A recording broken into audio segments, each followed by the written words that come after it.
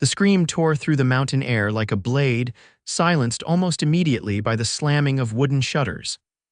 Madeline Sinclair pressed her forehead against the cold glass, watching as the last rays of sunset painted the Colorado peaks crimson.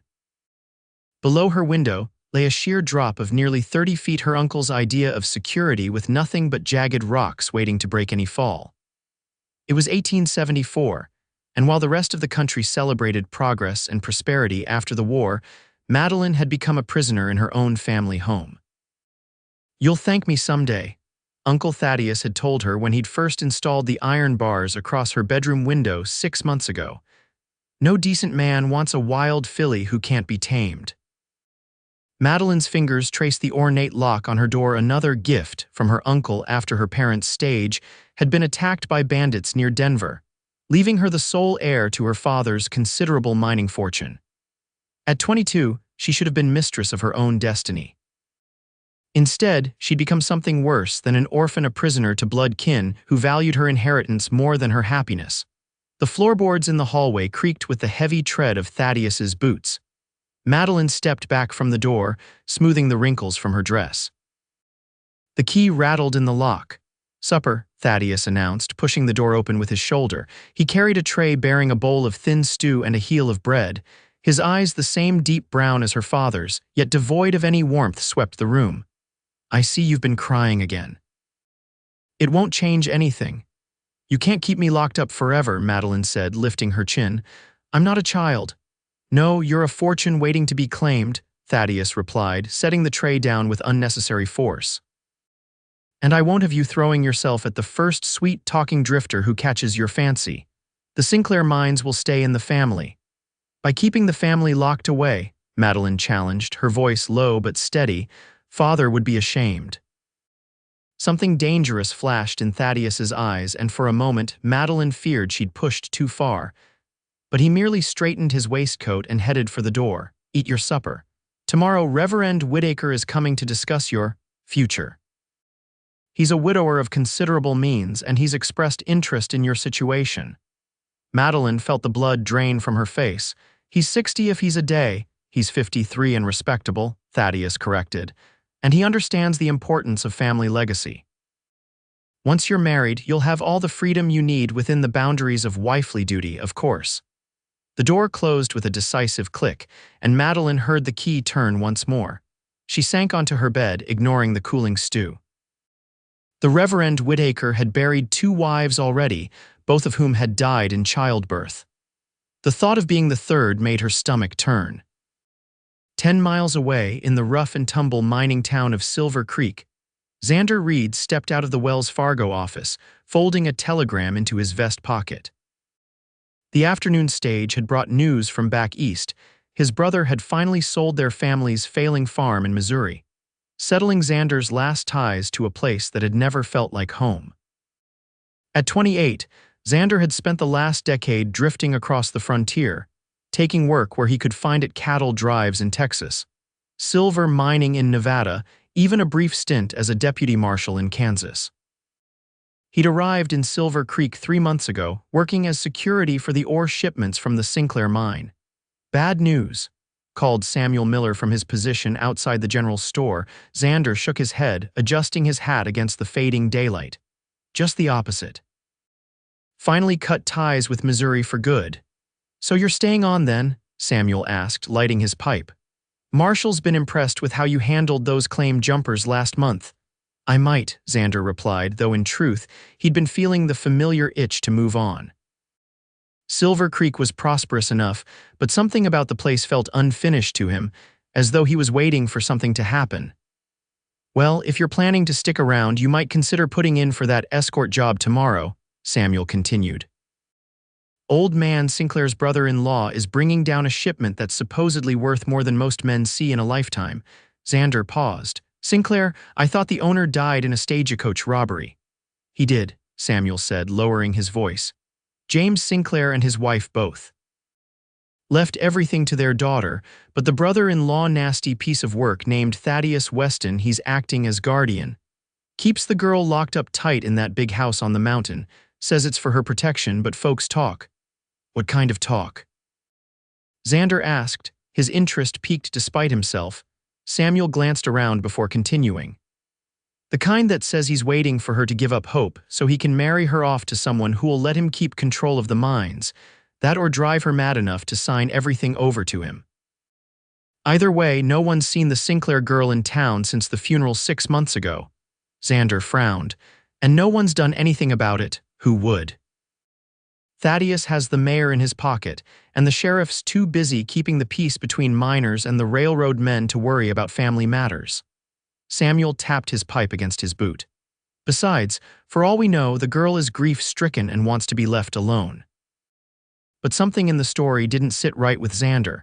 He'd seen too many men use power to control others, had fought against that kind of injustice more than once. "This escort job, when does it leave?" "First light," Samuel replied. "Pays good, but Thaddeus is particular about who he hires. Might help if you stopped by the Silver Dollar first. He takes his evening whiskey there about now." Xander nodded his thanks and headed toward the saloon. He told himself he was just looking for work, that the locked-away heiress was none of his concern. But as he pushed through the batwing doors of the Silver Dollar, he couldn't shake the feeling that something was about to change. Thaddeus Weston was easy to spot, the only man in a 3-piece suit at the corner table, surrounded by ledgers and papers despite the rowdy atmosphere. Xander ordered a whiskey and observed him for a moment. There was a coldness to the man's eyes that reminded Xander of gamblers who'd sooner shoot you than pay their debts. "Mr. Weston," Xander said, approaching the table. "Name's Xander Reid. I understand you're looking for men to escort a shipment tomorrow." Thaddeus looked up, assessing Xander with a calculating gaze. "And what makes you qualified for such a position, Mr. Reid?" 2 years with the Texas Rangers, a year as deputy marshal in Dodge City, and I've been running security for the ore shipments here since I arrived." Xander kept his tone even professional. "References? Marshal Thompson here in town, before that, Marshal Earp in Dodge." Thaddeus's eyebrows rose slightly at the mention of Wyatt Earp. "Impressive connections, but I need men who understand discretion as well as defense. This shipment includes some personal items that require special handling." "I'm discreet," Xander assured him, wondering what personal items might require such secrecy.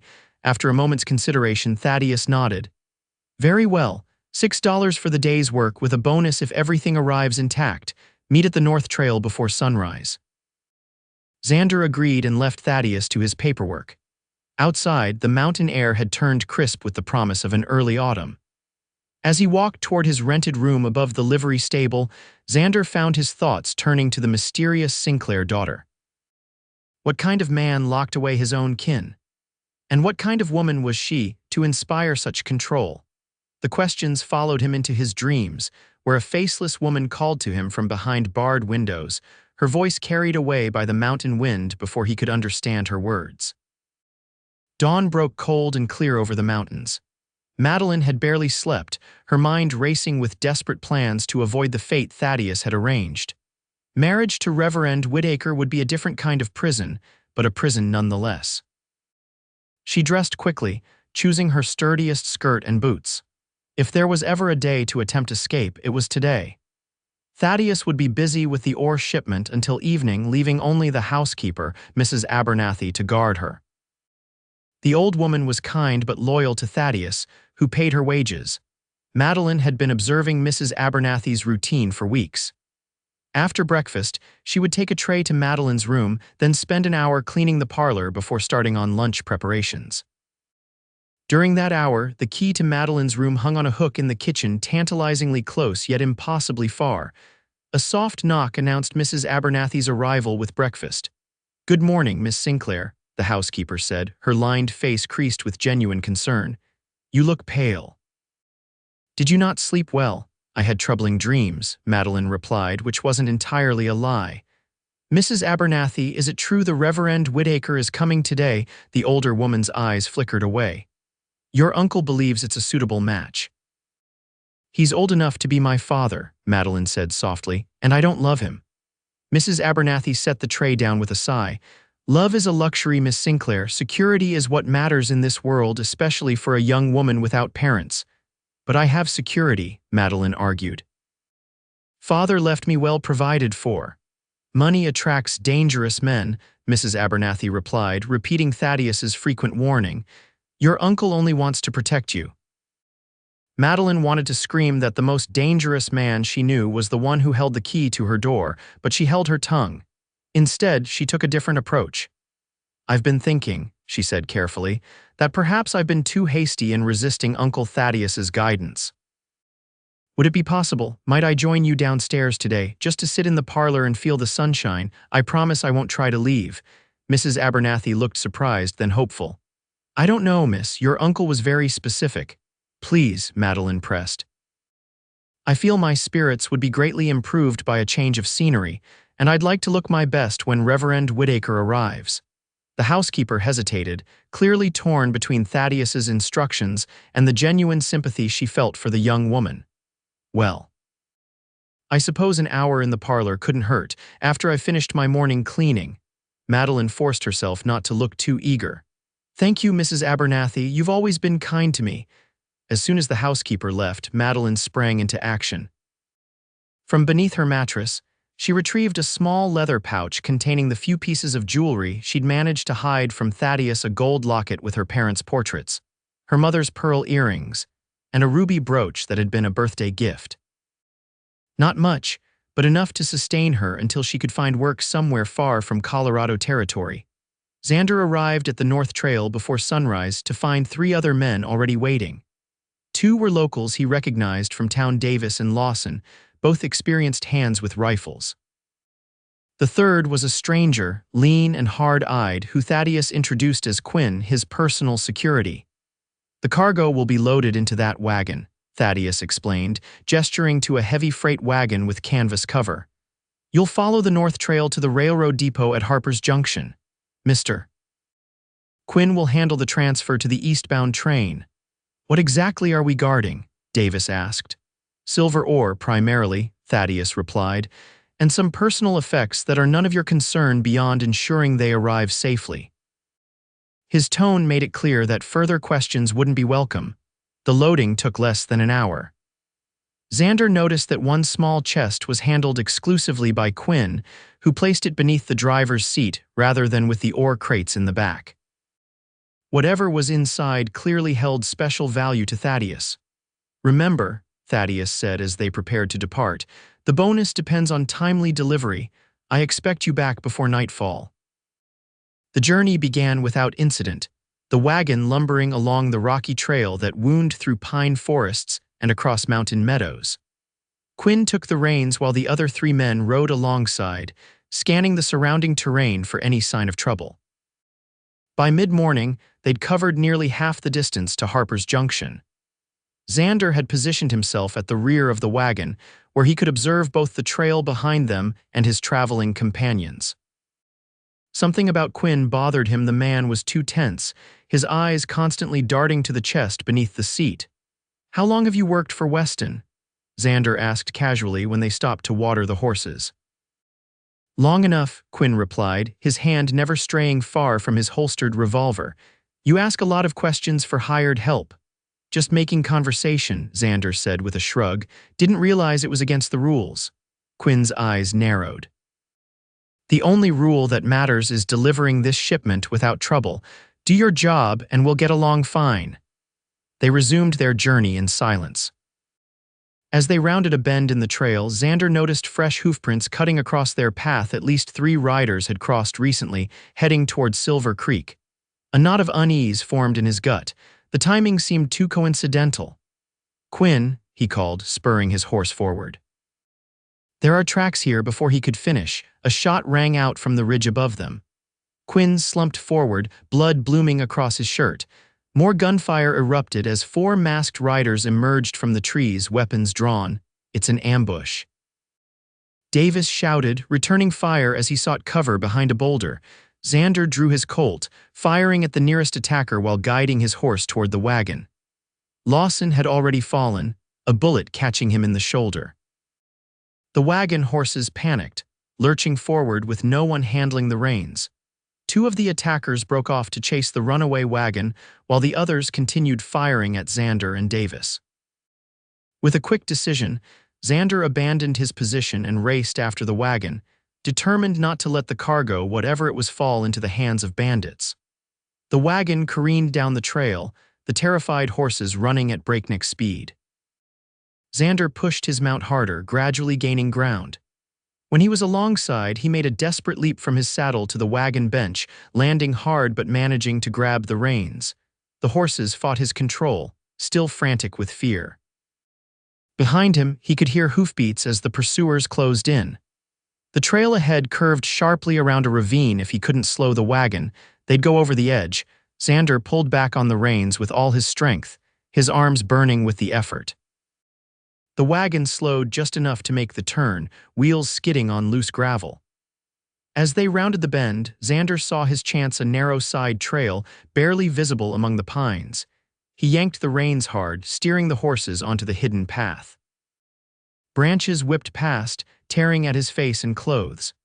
The wagon bounced violently over exposed roots and rocks, threatening to overturn with each jolt. But the gamble paid off. The sound of pursuit faded as their attackers thundered past the concealed turnoff. When he'd put enough distance between them, Xander finally brought the exhausted horses to a halt in a small clearing. His heart pounded in his ears as he caught his breath, assessing the situation. Quinn was dead, and he had no way of knowing if Davis had survived. The sensible move would be to continue to Harper's Junction as planned. But as Xander checked the wagon for damage, his gaze fell on the mysterious chest. What could be valuable enough to kill for? And why had Thaddeus been so secretive about it? Curiosity overcame caution. Xander pried open the lid, expecting to find gold or perhaps documents. Instead, he found neatly stacked bundles of women's clothing, a silver-handled hairbrush, and beneath them, a velvet pouch containing what appeared to be a marriage certificate and property deeds. He unfolded the certificate, scanning the faded text. It recorded the marriage of James Sinclair to Margaret Thornton in 1851. Among the deeds was the original claim to the Sinclair mine, along with several properties in Denver and San Francisco, all bearing notations transferring ownership to Madeline Elizabeth Sinclair, daughter and sole heir. Xander frowned, pieces falling into place. These weren't just personal effects, they were proof of the Sinclair daughter's inheritance. And if these documents disappeared, there would be nothing to prevent Thaddeus from claiming everything for himself. The ambush hadn't been a coincidence. Thaddeus had arranged it all, sending these critical documents away from Silver Creek, where they could conveniently disappear in a bandit attack. Quinn had likely been in on the plan, instructed to ensure the chest never reached its destination. Xander carefully repacked everything except one deed, the one for the Sinclair mine itself, which he tucked inside his vest. Then, instead of continuing toward Harper's Junction, he turned the wagon around. The Sinclair heiress needed to know what her uncle was planning, and Xander intended to be the one to tell her. Back at the Sinclair mansion, Madeline's heart raced as she heard Mrs. Abernathy's footsteps receding down the hallway. The moment she'd been waiting for had arrived. Pressing her ear to the door, she listened for the familiar sounds of the housekeeper beginning her parlor cleaning. When she was certain Mrs.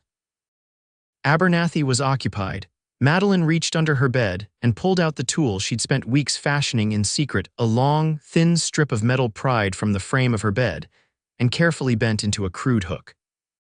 With trembling fingers, she slid the makeshift tool through the narrow gap beneath her door. It had taken dozens of attempts over many days to perfect her technique, but now she moved with practiced precision, angling the hook toward the key that she knew hung on the outside. The first try missed. The second caught something, but the metal slipped. On the third attempt, she felt resistance and carefully pulled.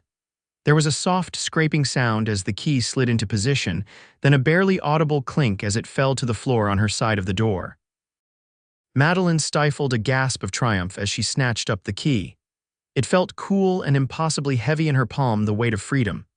With shaking hands, she inserted it into the lock and turned. The mechanism released with a click that seemed deafening in the quiet hallway. Madeline froze, listening for any indication that Mrs. Abernathy had heard. The sounds of dusting and furniture moving continued uninterrupted from below. Gathering her courage, Madeline eased the door open just enough to peek out. The hallway was empty. She slipped through, the small bundle of her possessions clutched tightly to her chest. The grand staircase was directly across from her room, too exposed. Instead, she crept toward the servants' stairs at the end of the hall. Each floorboard seemed determined to betray her with creaks and groans, but the noise from Mrs. Abernathy's cleaning masked her movements. The servants' stairway was narrow and steep, descending directly to the kitchen. Madeline hesitated at the top, knowing this was the most dangerous part of her escape. If Mrs. Abernathy had returned to the kitchen for any reason, she would be caught immediately. Taking a deep breath, she started down, placing each foot carefully to minimize noise. When she reached the bottom, she peered around the corner. The kitchen was empty, sunlight streaming through the windows onto the scarred wooden table. The back door stood just a few feet away. Madeline crossed the kitchen in quick, silent steps and reached for the latch. It opened with a squeak that made her wince. But then she was outside, the cool mountain air filling her lungs with the taste of freedom. The servants' yard was bordered by a high stone wall, but Madeline had observed from her window that the gardener's ladder was often left propped against the apple tree. Today was no exception. She hurried to it, casting nervous glances back at the house. Climbing in skirts proved awkward, but desperation lent her grace. At the top of the ladder, she swung one leg over the wall, then the other, perching precariously as she pulled the ladder up and over to the other side. The drop to the ground was jarring but manageable. For the first time in 6 months, Madeline Sinclair stood outside the boundaries of her prison. The realization nearly overwhelmed her, but she couldn't afford to waste time on emotion. Thaddeus would discover her absence by evening at the latest, and she needed to put as much distance between herself and the mansion as possible before then. The north trail led toward Silver Creek, but that would be the first place Thaddeus would look. Instead, Madeline headed east, toward the denser forest where the trees would provide cover. She had no clear destination in mind, only the desperate need to be far away when Reverend Whittaker arrived for his discussion about her future. As she pushed deeper into the forest, following game trails where possible, Madeline allowed herself to think beyond escape for the first time. She had her jewelry to sell, which might sustain her for a few weeks. After that, she would need work. Her education had prepared her to be a gentleman's wife, not to earn her own living, but she was determined to learn whatever was necessary. The freedom to make her own choices, even difficult ones, felt intoxicating after months of confinement. Madeline quickened her pace, hope growing with each step that took her farther from her uncle's control. She didn't notice the darkening sky until the first fat raindrops began to fall. Within minutes, the gentle shower had become a downpour, soaking through her clothes and turning the forest floor treacherous with mud. Madeline sought shelter beneath a rocky overhang, shivering as the temperature dropped. The mountains were unforgiving, and autumn warm days could give way to freezing nights with little warning. She hadn't planned for this, hadn't thought beyond the immediate goal of escape. As darkness fell and the rain continued, Madeline huddled against the stone, drawing her knees to her chest for warmth. Freedom, she was discovering, came with its own kind of terror. But even as her teeth chattered and her stomach growled with hunger, she knew she would rather die in these woods than return to her gilded cage. Xander pushed the horses harder than was wise on the rough terrain, driven by a growing sense of urgency. The shadows lengthened as afternoon slipped toward evening, and rain began to fall in earnest, turning the trail slick and dangerous. He was still several miles from Silver Creek when he spotted something unusual through the curtain of rain, a splash of color against the gray-green forest that didn't belong. Slowing the wagon, he peered through the downpour, making out what appeared to be a figure huddled beneath a rocky outcropping. Caution suggested he should continue on. The attackers could still be searching for him. But the possibility of leaving someone stranded in the worsening storm didn't sit right with him. Xander guided the wagon as close as the terrain allowed, then secured the reins and jumped down. As he approached, he could see it was a woman, her dress sodden and mudded, her arms wrapped around herself in a futile attempt to ward off the chill. "Hello," he called, not wanting to startle her. "Are you in trouble, madam?" The woman's head snapped up, fear evident in her wide eyes. For a moment, neither moved, assessing the other through the rain. She was young mid-20s at most with dark hair plastered to her pale face. Despite her bedraggled appearance, there was a dignity in how she straightened her shoulders, facing whatever new threat he might represent. "I'm not going to harm you," Xander said, holding his hands out, palms forward. "I'm heading to Silver Creek. You shouldn't be out here alone in this weather." The woman hesitated, clearly torn between fear of a stranger and the reality of her precarious situation. "Who are you?" She finally asked, her voice surprisingly steady. "Name's Xander Reid. I work security for the mines," he answered, then added, "I can take you somewhere safe, get you out of this rain." "I can't go to Silver Creek," she said quickly, then seemed to catch herself. "I mean, I'm traveling elsewhere." Xander studied her more carefully, the quality of her dress beneath the mud, the refined way she spoke. This was no ordinary traveler lost in the woods. A suspicion began to form in his mind. "Might I ask your name, madam?" he asked gently. Again she hesitated, as though weighing how much truth to reveal. "Madeline," she finally said, omitting any surname. The pieces clicked into place. "Madeline Sinclair," her face drained of what little color remained. "How did you— I think we need to talk," Xander interrupted, glancing at the darkening sky. "But not here. There's an old line shack about half a mile west. We can get dry and I can explain." Madeline's eyes narrowed with suspicion. "Are you working for my uncle?" "I was," Xander admitted, seeing no point in lying. "Until his men tried to kill me a few hours ago, that caught her attention." Surprise, then calculating interest crossed her features. "What happened?"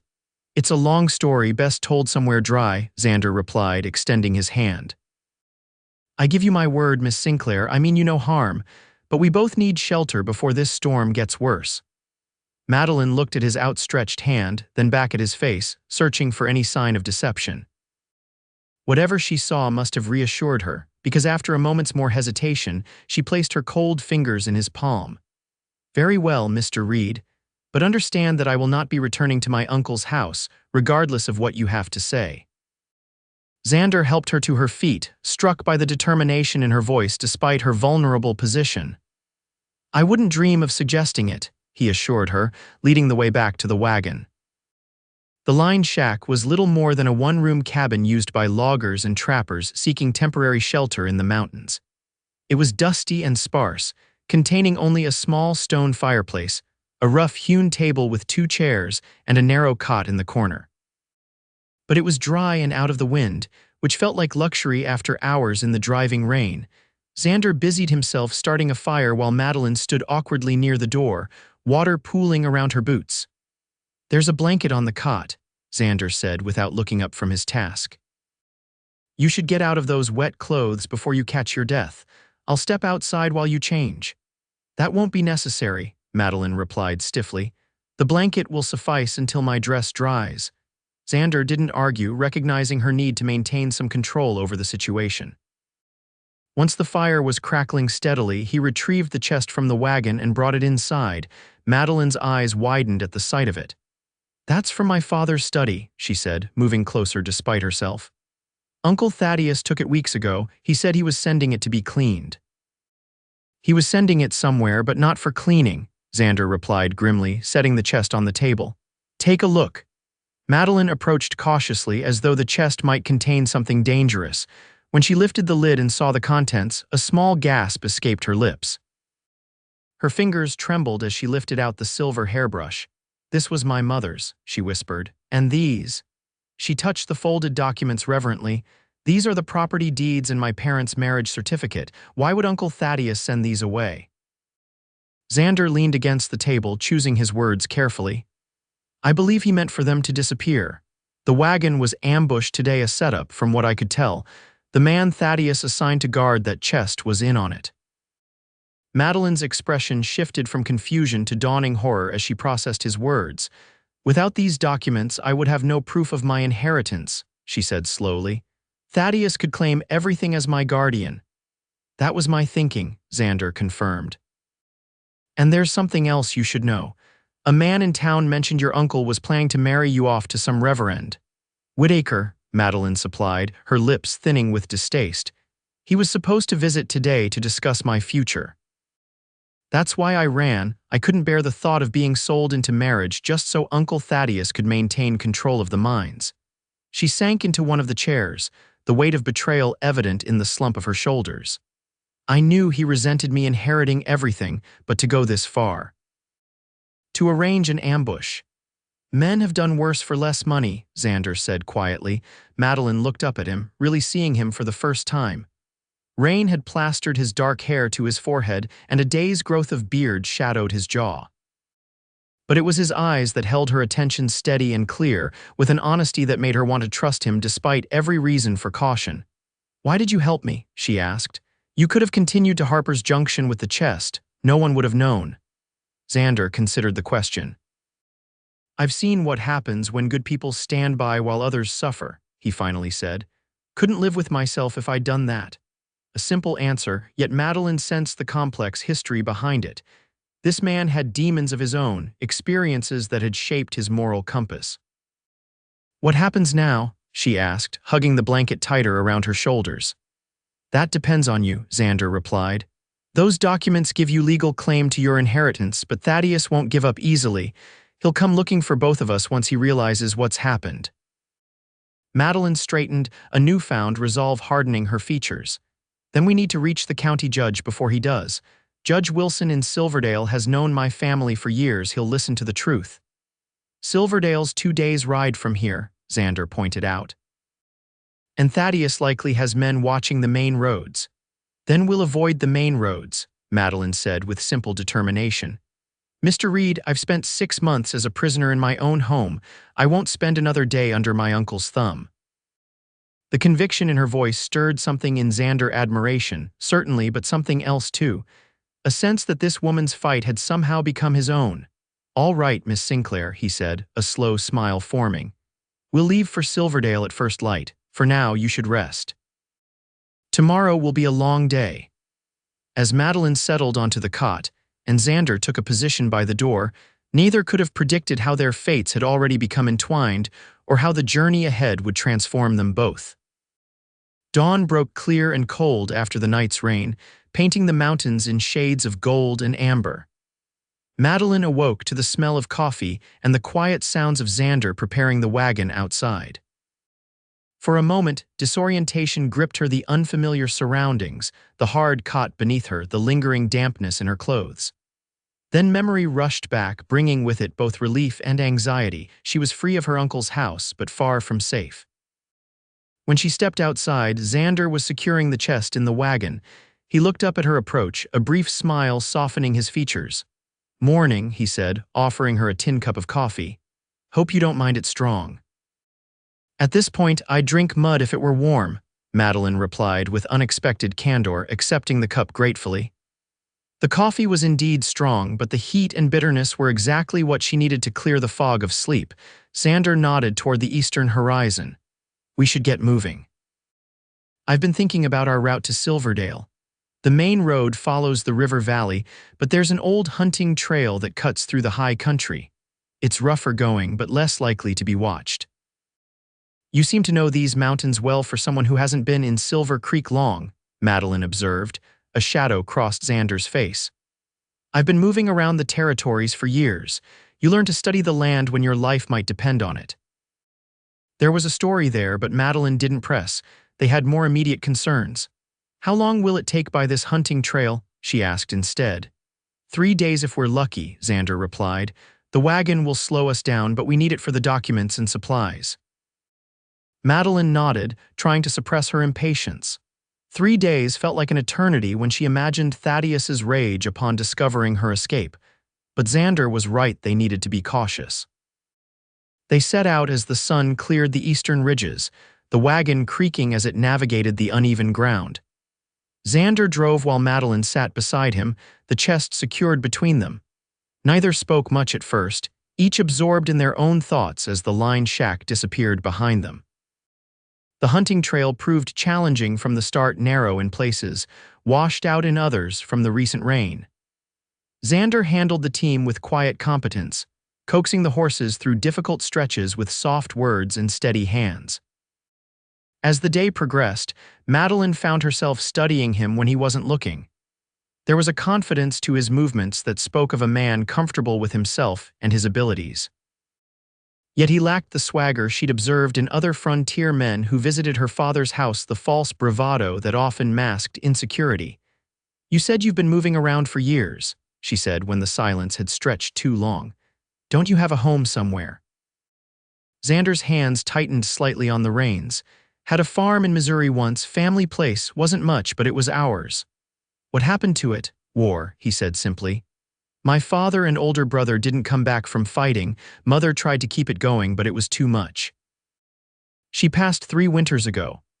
"I'm sorry," Madeline said softly, familiar grief stirring at the mention of lost parents. Xander shrugged, though the casual gesture didn't match the tightness around his eyes. "It's the way of things out here. Life's hard. You adapt or you don't survive." "Is that why you keep moving? To adapt?" He glanced at her, something unreadable in his expression. "Maybe, or maybe I just haven't found a reason to stay anywhere yet." The conversation lapsed into silence again, but a different kind, less awkward, more contemplative. As they climbed higher into the mountains, Madeline found herself relaxing despite the danger of their situation. There was something liberating about the vast landscape stretching around them, the sense of possibility it represented. By midday, they'd reached a high meadow where Xander suggested they rest the horses.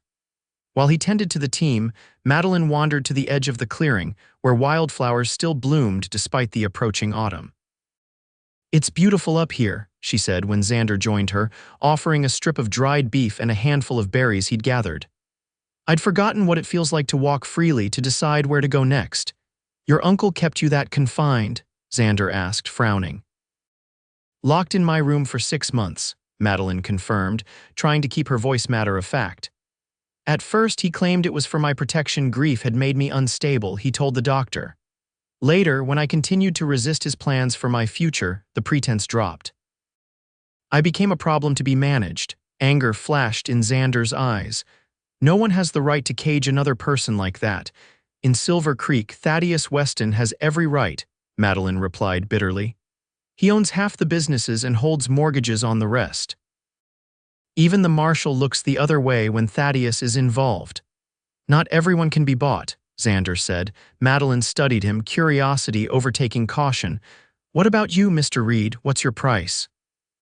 The question might have offended another man, but Xander seemed to understand the fear behind it. "I've been offered money to look the other way before," he said quietly. "Never took it. Some things matter more than gold." "Like what?"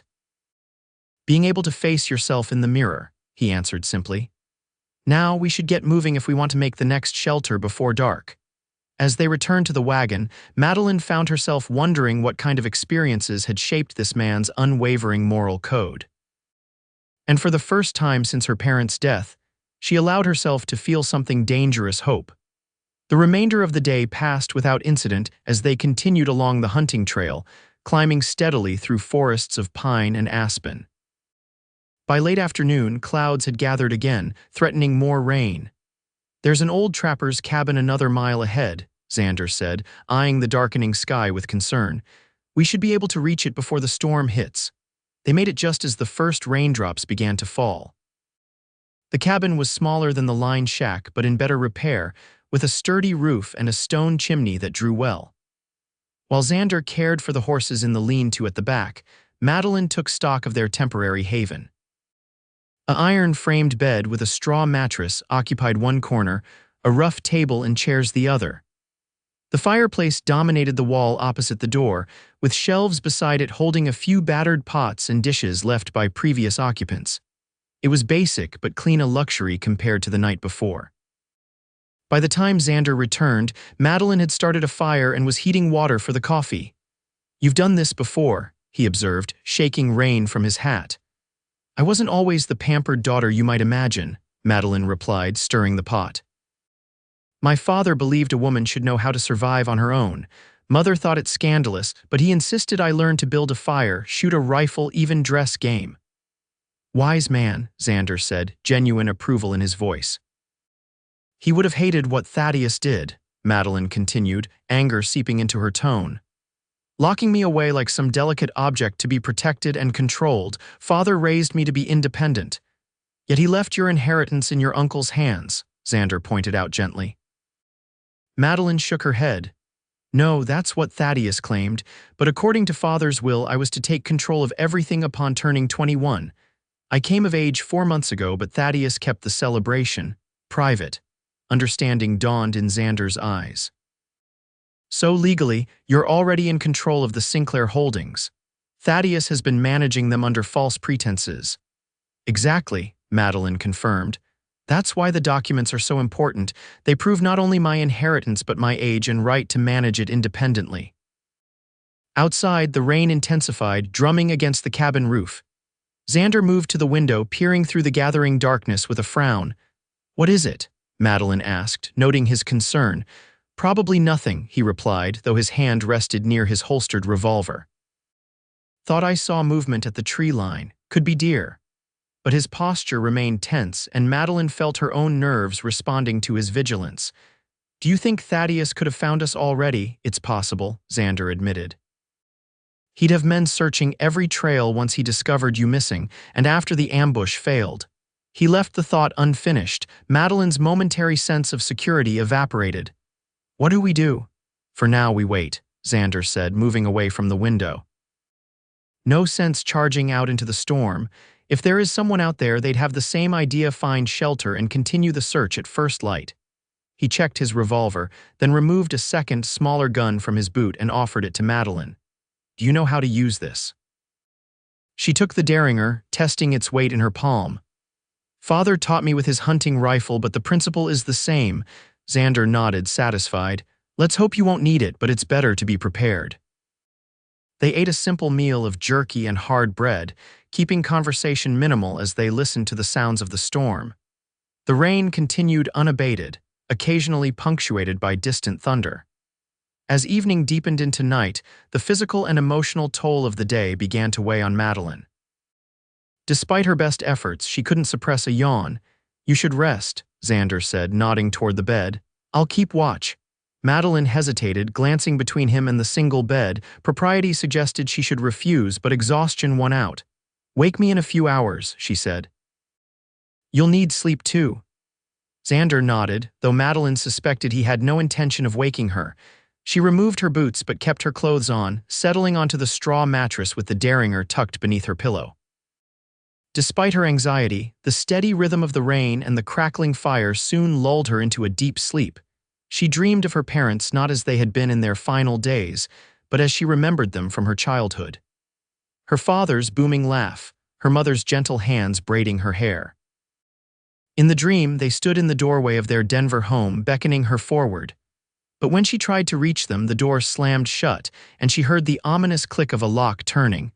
Madeline woke with a start, disoriented in the darkness. The fire had burned low, casting the cabin in shadows. For a moment, panic gripped her as she couldn't remember where she was. Then she made out Xander's silhouette by the window, and reality returned. "What time is it?" she asked, her voice husky with sleep. Xander turned, surprise evident in his posture. "Just past midnight, the storm's letting up." Madeline sat up, pushing hair from her face. "You were supposed to wake me. You needed the rest," he replied simply. "So do you," she countered, rising from the bed. "I can keep watch now." Xander seemed about to argue, then relented with a nod.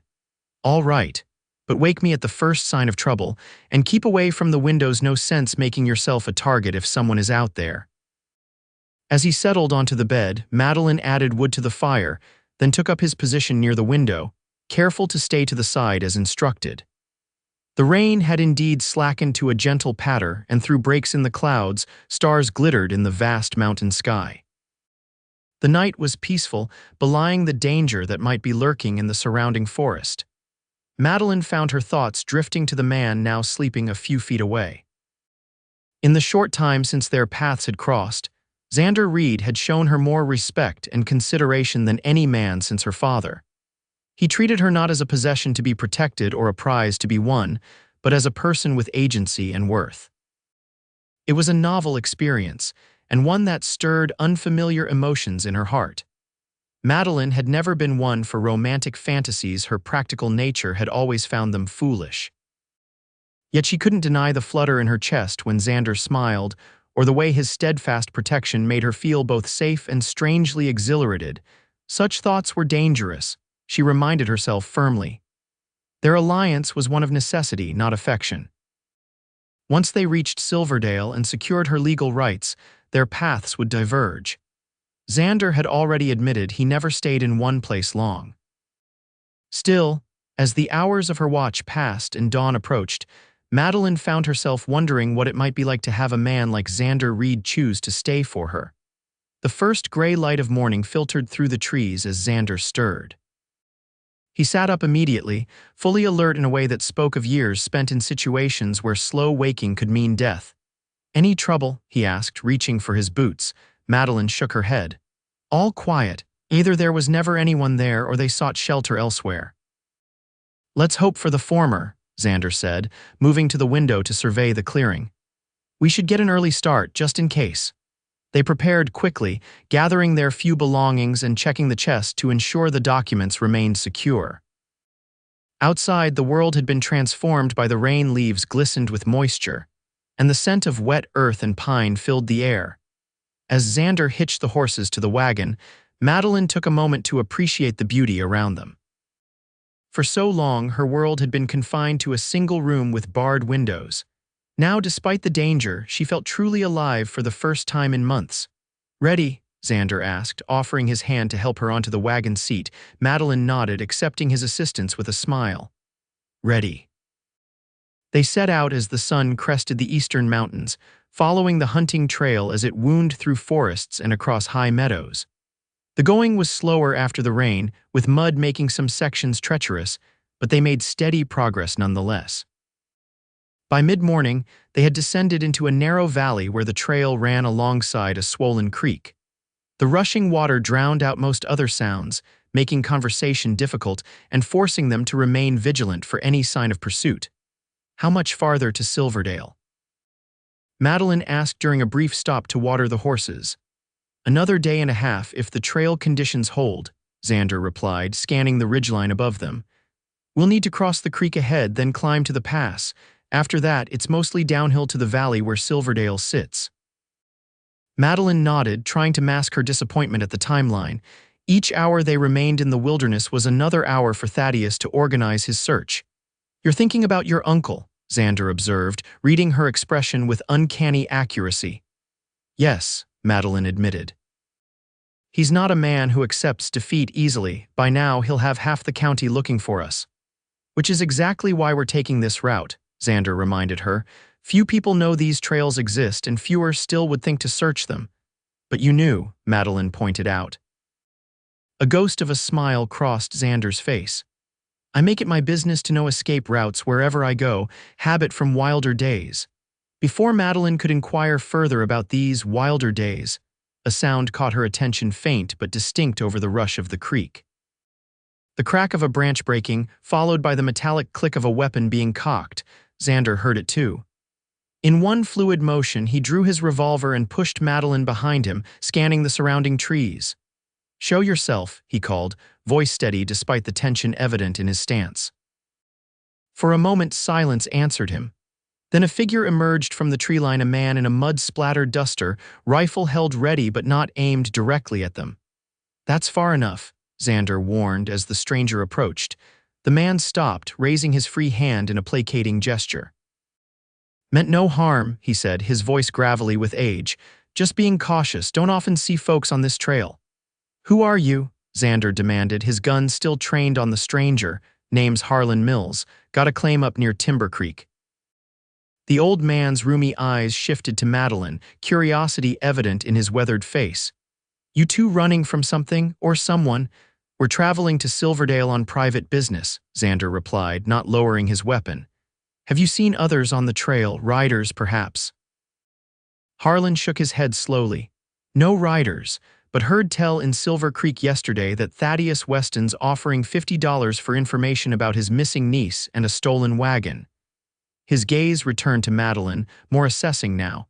$50 is a lot of money for an old prospector. Madeline felt her heart sink. So Thaddeus had already spread word of her kidnapping, painting Xander as a thief and herself as a victim. It was a clever move, one that ensured every opportunist in the territory would be looking for them. Xander's posture remained rigid, his expression unreadable. And what do you plan to do with that information, Mr. Mills? The old man considered them for a long moment, then unexpectedly lowered his rifle. Nothing, he said finally. Never much cared for Thaddeus Weston.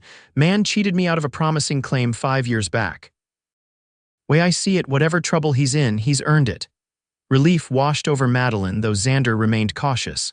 We appreciate your discretion, he said carefully, but I have to wonder why you're out here if not looking for that reward.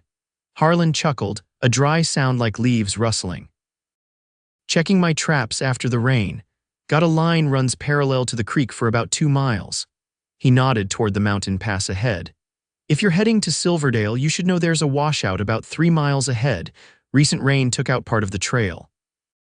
Wagon might have trouble getting through. Is there another route? Madeline asked, stepping forward despite Xander's protective stance.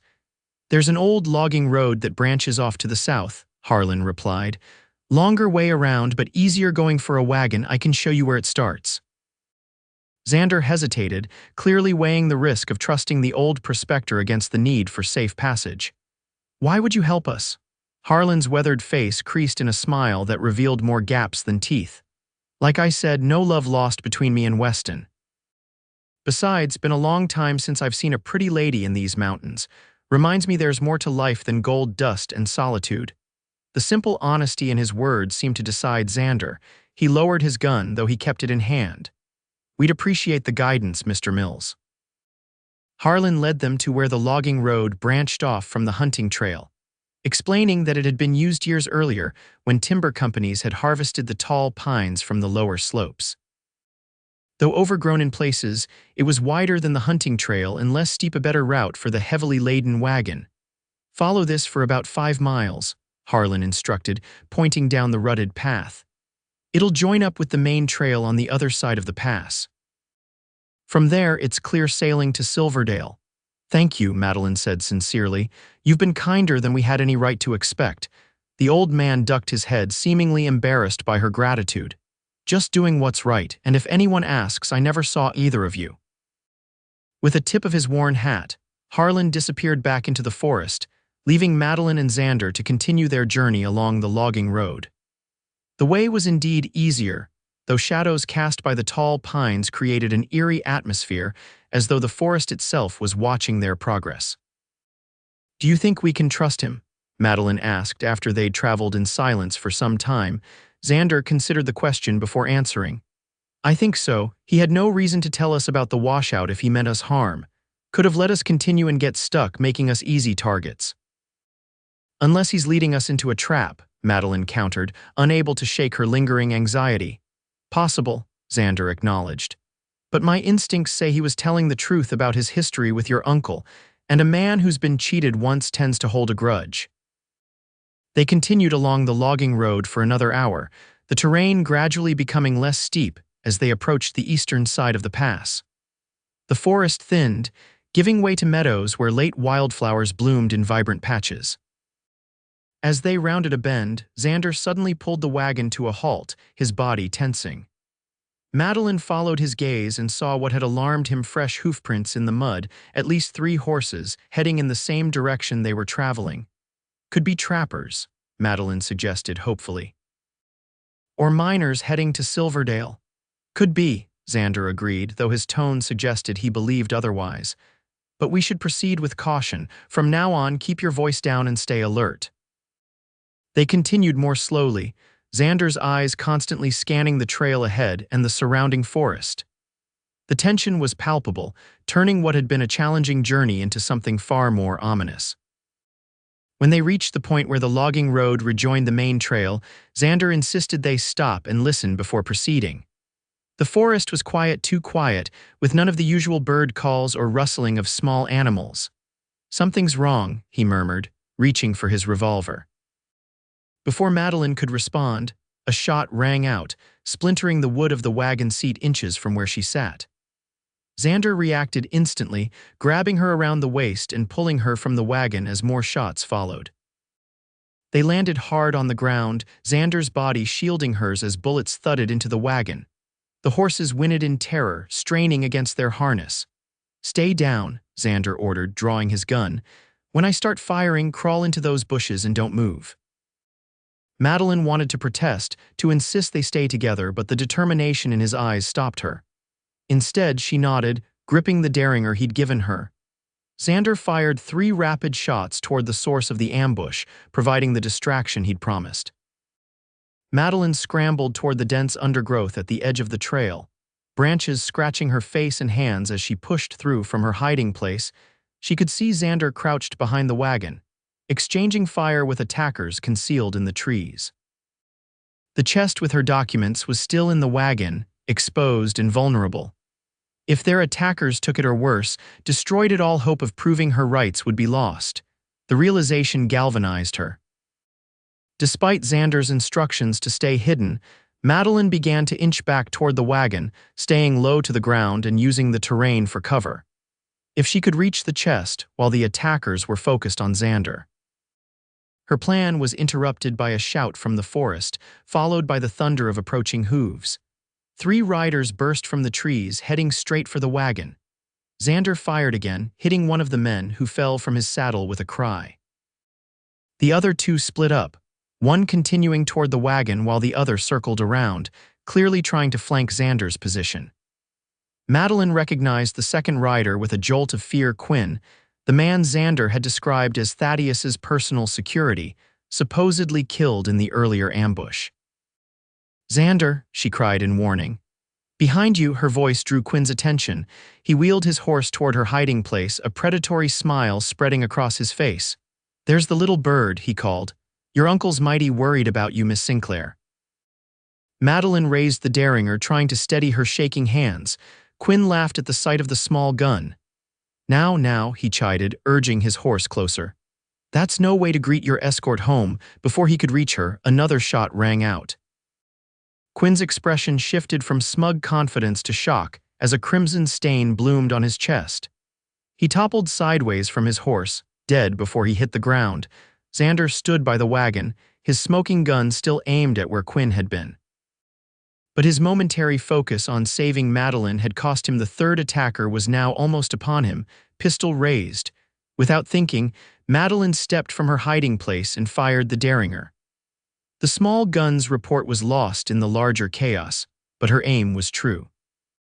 The attacker clutched his arm, his shot going wild as he struggled to control his startled horse. Xander seized the advantage, firing twice more. The man slumped forward, then slid from his saddle to lie motionless in the dirt. For a moment, silence descended on the clearing, broken only by the nervous shuffling of the horses and the ringing in Madeline's ears from the gunfire. Then Xander was beside her, his face etched with concern and something else, a fierce pride that made her breath catch. "Are you hurt?" he demanded, scanning her for injuries. Madeline shook her head, still too stunned by what had just occurred to speak. She had killed a man, or at least helped to kill him. The reality of it should have horrified her, yet all she felt was a cold certainty that she had done what was necessary to survive. "That was either very brave or very foolish," Xander said, his voice rough with emotion. "But thank you, he would have had me if not for your shot." "We saved each other," Madeline replied, finding her voice at last. "And now we need to move before more of them come." Xander nodded, his expression turning grim. Quinn was supposed to be dead in the first ambush. The fact that he's here means Thaddeus knows exactly what happened to the wagon and the chest. And he sent Quinn to retrieve them or destroy them, Madeline concluded, which means he's desperate. "Desperate men are dangerous," Xander agreed, leading her back to the wagon. "We need to reach Silverdale by nightfall. No more stops unless absolutely necessary." As they checked the horses and prepared to continue, Madeline found herself studying the dead men with a detachment that surprised her. These were not the first men to die because of her inheritance, she realized. Her parents had been the first victims of Thaddeus's greed, though she had no proof beyond her growing certainty. "What are you thinking?" Xander asked, noticing her contemplative expression. "That my uncle has much to answer for," Madeline replied, a new hardness in her voice. "And that I will see justice done, whatever it takes." Xander's eyes met hers, and in them she saw understanding and something more, a kindling warmth that matched the unfamiliar feeling growing in her own heart. Without words, they acknowledged what was happening between them, even as circumstances forced them to set it aside for the moment. Silverdale first, Xander said simply. Then justice. Madeline nodded, accepting his hand as he helped her back onto the wagon seat. As they left the scene of the ambush behind, she knew that whatever happened in Silverdale, nothing would ever be the same again. The remainder of their journey passed without further incident, though every distant sound set their nerves on edge. The logging road eventually joined a wider trail that showed signs of regular use: wagon ruts, horseshoe prints, and occasional piles of stone marking the way to Silverdale. As afternoon waned, they crested a ridge and saw the town spread before them in the valley below. Silverdale was larger than Silver Creek, with a proper main street lined with brick buildings, a church steeple rising above the rooftops, and the telltale smoke of industry curling from several chimneys. Judge Wilson's office will be near the courthouse, Madeline said, relief evident in her voice. We've made it, Xander, we've actually made it. But Xander's expression remained cautious. We still need to be careful. Word travels fast in these parts, and Thaddeus may have sent messages ahead. Judge Wilson has known my family for years, Madeline insisted. He won't be swayed by my uncle's lies. Let's hope you're right, Xander replied, though his eyes continued to scan the road ahead as they began their descent into the valley. Silverdale welcomed them with the bustle of a town preparing for evening. Workers streamed from the lumber mill at the edge of town, merchants closed their shops, and saloon doors swung open to admit the first patrons of the night. No one paid particular attention to the mud-splattered wagon, and its weary occupants, a blessing that Madeline and Xander both appreciated after days of watchful travel. The courthouse stood at the center of town, a two-story brick building with white columns flanking the entrance. Despite the approaching evening, lights still burned in several windows, suggesting business continued inside. Wait here with the wagon, Xander instructed as they pulled up to a hitching post. I'll see if the judge is still available. I'm coming with you, Madeline countered firmly. These are my documents, my inheritance, my fight. I won't wait outside like a child. For a moment, Xander looked as though he might argue, then his expression softened. You're right, this is your battle, I'm just here to help you win it. Together, they entered the courthouse, the chest carried between them. A clerk directed them to Judge Wilson's chambers on the second floor, warning that the judge was preparing to leave for the day and might not receive visitors. Tell him Madeline Sinclair needs to see him on a matter of great urgency, Madeline requested, drawing herself up with the dignity her father had instilled in her. He'll make time. The clerk's eyes widened at her name, but he nodded and disappeared down the hallway. Moments later, he returned with a gray-haired man in a black frock coat, Judge Everett Wilson, his face creased with surprise and concern. Madeline, he said, as though not quite believing his eyes. My dear girl, we'd heard you were ill, confined to bed rest after your parents' tragic passing. That's what my uncle wanted everyone to believe, Madeline replied, stepping forward. The truth is far different, Your Honor, and I've come to seek your help in setting it right. The judge's bushy eyebrows drew together as he took in her travel-worn appearance and the man standing protectively at her side. This sounds serious indeed. Come into my chambers, both of you. For the next hour, Madeline and Xander took turns explaining everything that had happened: Thaddeus's imprisonment of Madeline, his plans to marry her off to Reverend Whitaker, the attempt to dispose of her inheritance documents, and the two ambushes that had nearly cost them their lives. As they spoke, Judge Wilson's expression grew increasingly grave. When Madeline opened the chest and presented the documents proving her legal right to the Sinclair fortune, the judge examined them carefully, comparing signatures and seals with the copies filed in the courthouse records. These are indeed legitimate, he confirmed finally. And as you turned 21 4 months ago, you are the legal owner of all properties and businesses listed herein. Your uncle had no right to keep you confined or to manage your affairs without your consent. Then you'll help me regain control of my inheritance, Madeline asked, hope rising in her chest. I'll do more than that, Judge Wilson said firmly. Thaddeus Weston has committed serious crimes: false imprisonment, fraud, and if what you say about the ambushes is true, attempted murder. I'll issue warrants for his arrest immediately. Relief swept through Madeline so intensely that she swayed on her feet. Xander's hand settled on her shoulder, steady and reassuring. "There's something else you should know, Your Honor," Xander said, his voice low but clear. "3 men died today trying to stop us from reaching you. One of them was Quinn, Weston's head of security, the same man who was supposedly killed in the first ambush. I believe Thaddeus staged that attack to destroy these documents, then sent Quinn and others after us when the plan failed." Judge Wilson's face darkened further. "That adds conspiracy and multiple counts of murder to his charges. Rest assured, Mr. Reid, justice will be served." He turned back to Madeline. "In the meantime, I suggest you both stay at the hotel across the street. I'll arrange for deputies to stand guard until Weston is apprehended." As they prepared to leave, Madeline paused. "Judge Wilson, there's one more thing. I've come to believe that my parents' death in that stagecoach robbery might not have been the accident everyone assumed. Given what we now know about my uncle's character and ambitions."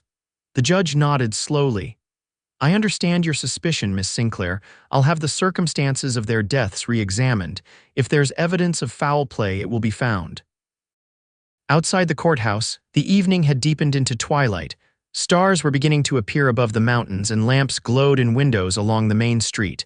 For the first time in 6 months, Madeline felt truly free. "What happens now?" Xander asked as they crossed to the hotel, the chest of documents safely stored in the judge's vault. "Now we wait for justice to take its course," Madeline replied. Then, glancing at him with sudden uncertainty, she added, "That is, if you plan to stay. I know you said you never remain in one place long."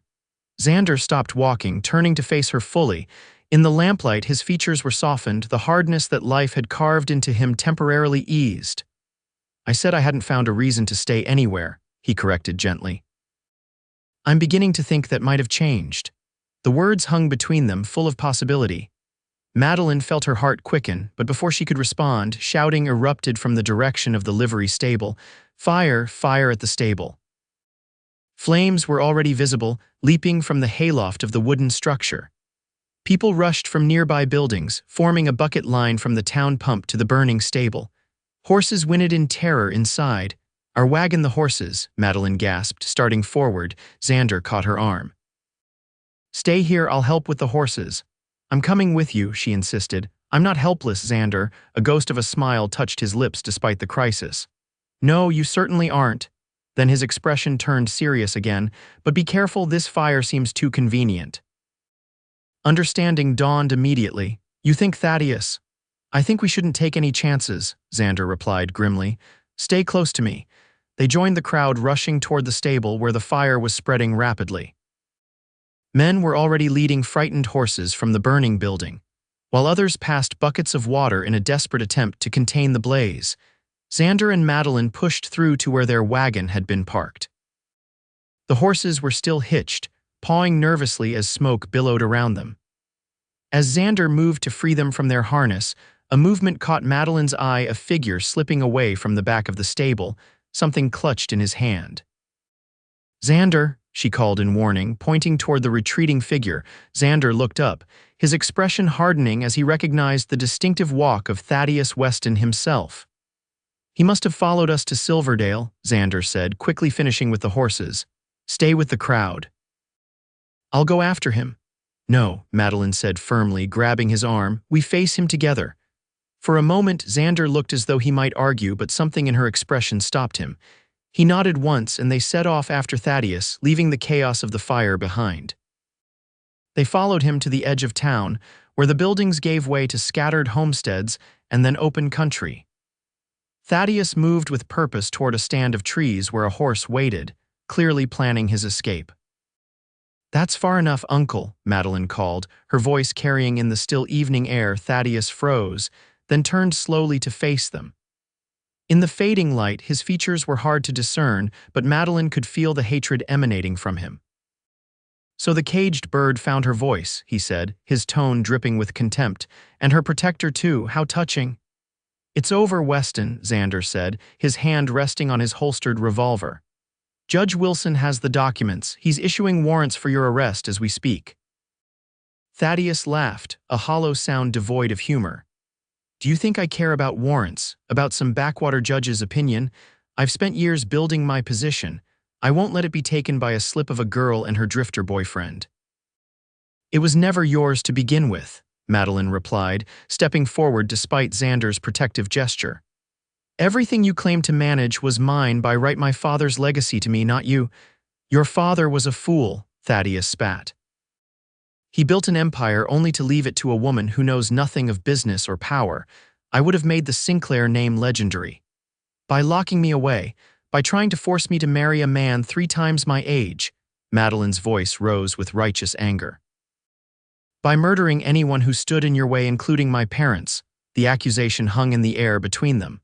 For a moment, Thaddeus seemed taken aback, then his expression shifted to something colder, more calculating. You always were too clever for your own good, he said softly. Yes, I arranged the stagecoach robbery. Paid good money to make it look like just another bandit attack. Your father was becoming suspicious of my management, you see. He'd started asking questions, reviewing ledgers. I couldn't allow that to continue.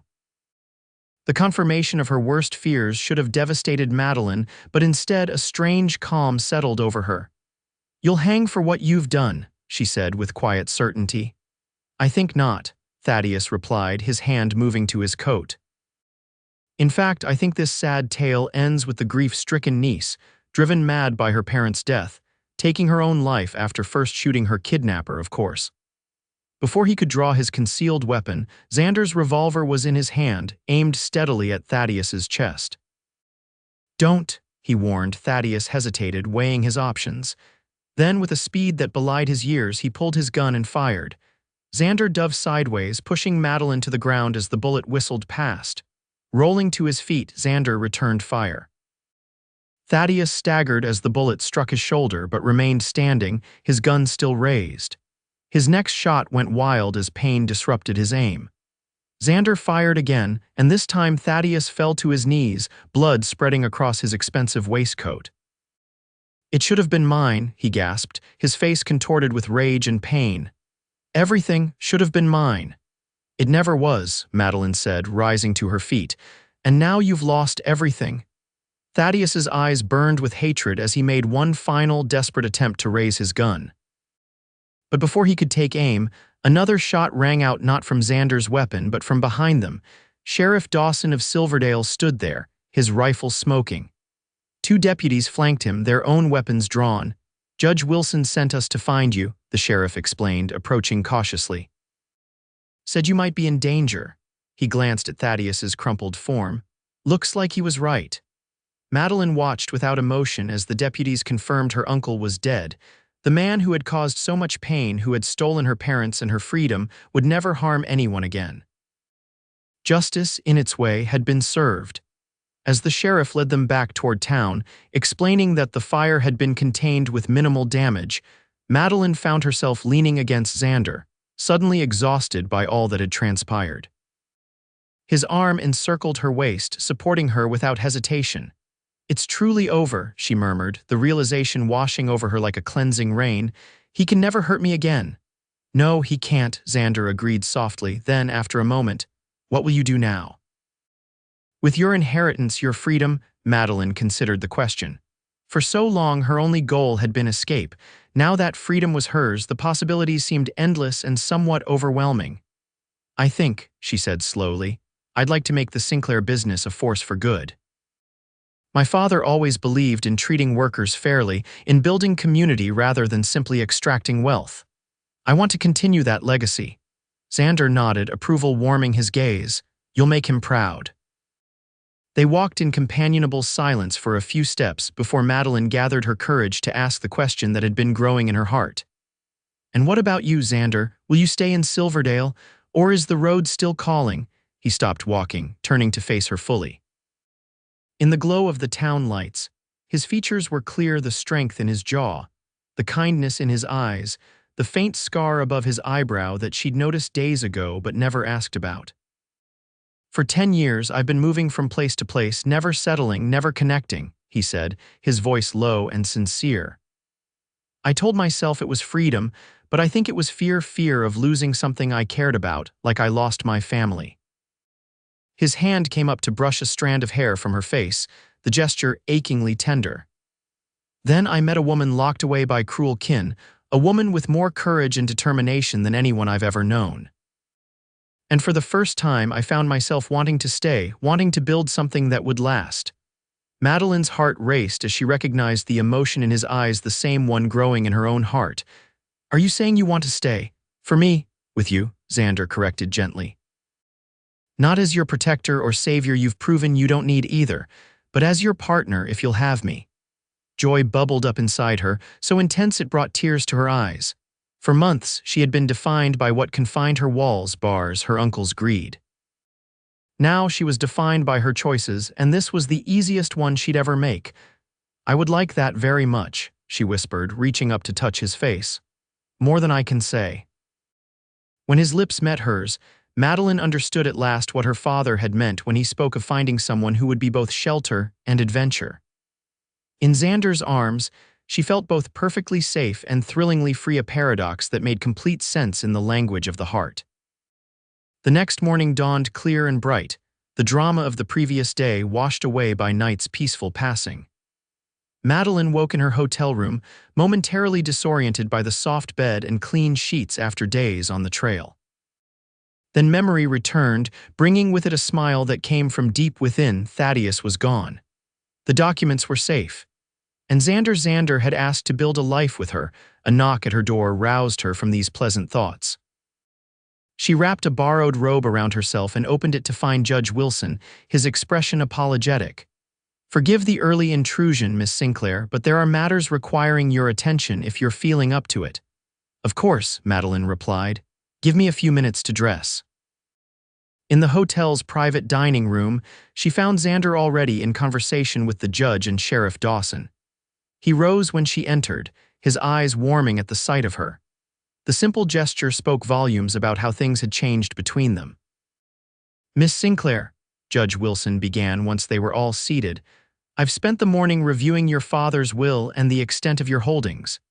It's quite remarkable, the mine, timber interests, several properties, and significant cash reserves. You are, without exaggeration, one of the wealthiest individuals in the territory. It's a responsibility I take seriously, Madeline replied. My father built his business on fairness and integrity. I intend to continue that tradition. A commendable goal, the judge approved. Now there's the matter of Thaddeus Weston's affairs to settle. As your uncle died without heirs, and given the circumstances of his death, his assets will be subject to legal scrutiny. However, it appears he had been embezzling from the Sinclair holdings for some time. Sheriff Dawson nodded grimly. We found ledgers in his saddlebags. He'd been skimming profits from the mine for years, hiding the money in accounts in Denver and San Francisco. That money rightfully belongs to the Sinclair estate to you, Judge Wilson continued. I'll help you recover as much as possible, though some may be difficult to trace. Madeline nodded, processing this new information.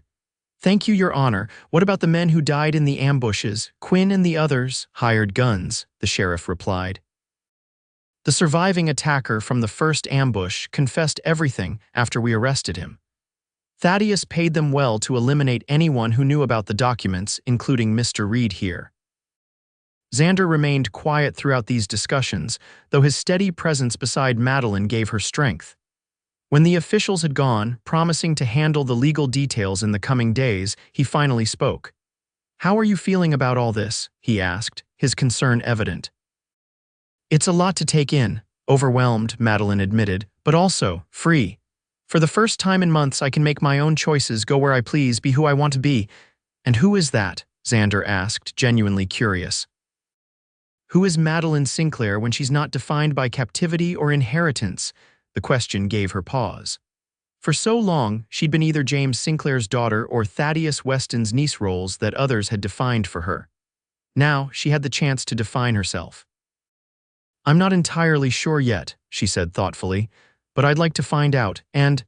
She hesitated, then continued with newfound confidence, and I'd like you to be part of that discovery if your offer still stands. Xander's smile was answer enough, but he took her hand across the table, his touch warm and reassuring. It stands. I meant what I said last night. I want to build something with you, Madeline, something neither of us could create alone. I'd like that, she replied, returning his smile.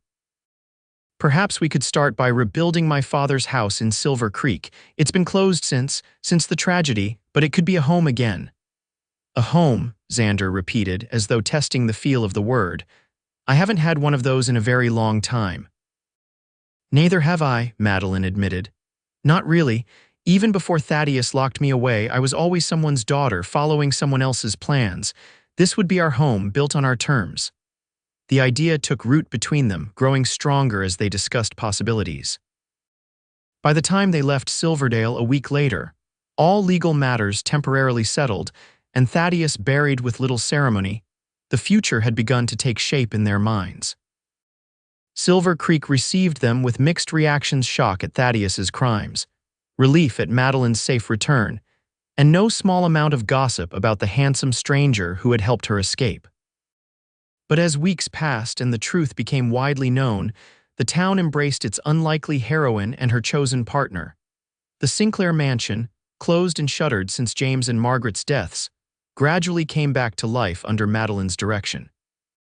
She refused to live in the room where she had been imprisoned, instead creating a library in that space, a room dedicated to knowledge and exploration, the opposite of confinement. Xander found his place not only as Madeline's companion, but as a respected voice in the management of the Sinclair enterprises. His practical experience and unfailing integrity earned him the trust of miners and merchants alike.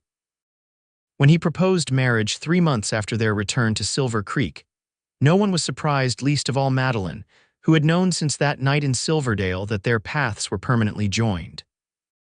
They were married in the spring, when wildflowers carpeted the mountain meadows and new leaves unfurled on the aspen trees.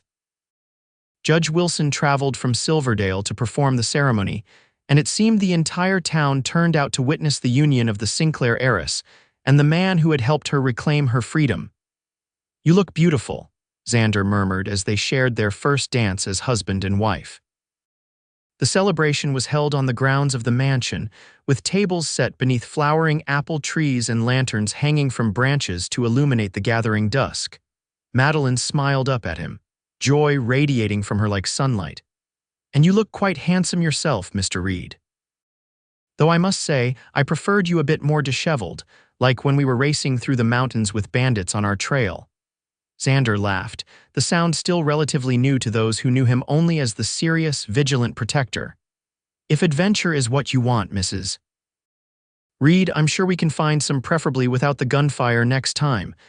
"Adventure and home," Madeline clarified, leaning her head against his chest as they swayed to the music. "That's what I want, with you." As darkness fell and stars appeared above the mountains, Madeline looked around at the life they were building, the home that was truly hers by choice rather than circumstance, the business she was reshaping in her father's honorable image, and the man whose love had broken down more than just a physical door.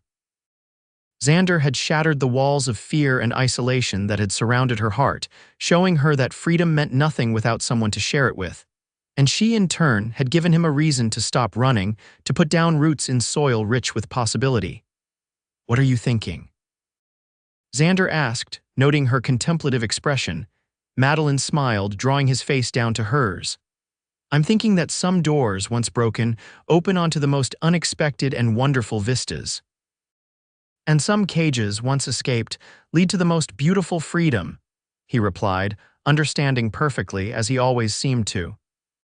Their kiss, witnessed by friends and neighbors who had gathered to celebrate their union, sealed a promise that had begun in danger but would continue in joy, a love story written not by cruel circumstance, but by their own brave hearts.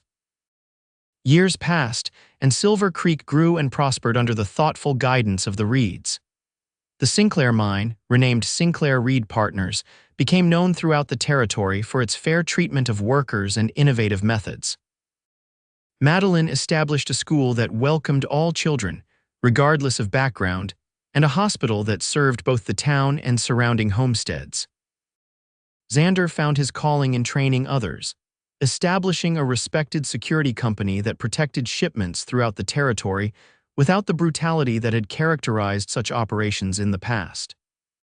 His reputation for absolute integrity made him a sought-after advisor in disputes between mining interests and the communities they affected.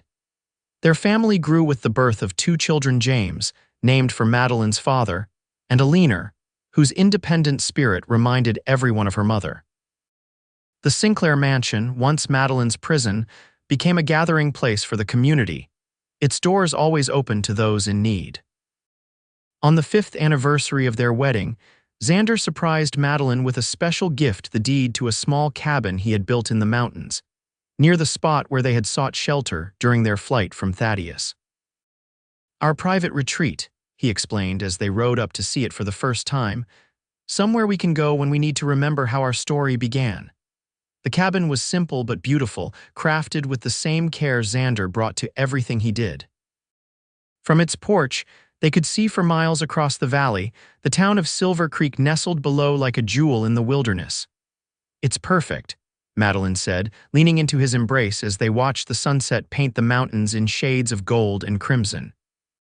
"Though I hardly need reminding of how our story began, I carry it with me always." "As do I," Xander replied, his arms tightening around her. "But I thought our children might like to hear the tale in the very places it happened, how their mother was locked away by cruel kin until a cowboy broke down the door with his love." Madeline laughed, turning in his arms to face him. "Is that how you see yourself, as my rescuing cowboy?" "No," Xander said seriously, though his eyes twinkled with humor. "I see myself as the luckiest man in the Colorado Territory who happened to be in the right place at the right time to meet the woman who would change his life forever." "Then we're both lucky," Madeline replied, standing on tiptoe to kiss him. "Because that woman found exactly what she needed when she needed it most, not just rescue but partnership, not just freedom but love." As the stars emerged above them, Xander and Madeline Reid remained on the porch of their mountain cabin, two souls who had found in each other the perfect balance of shelter and adventure, of roots and wings. Their story, which had begun in captivity and danger, continued in liberty and joy, proof that even the strongest prison could not withstand the power of true love. And in Silver Creek, where their legend grew with each passing year, people would tell the tale of the Sinclair heiress and her steadfast protector for generations to come, a reminder that sometimes the most important doors we break down are the ones that lead to our own hearts.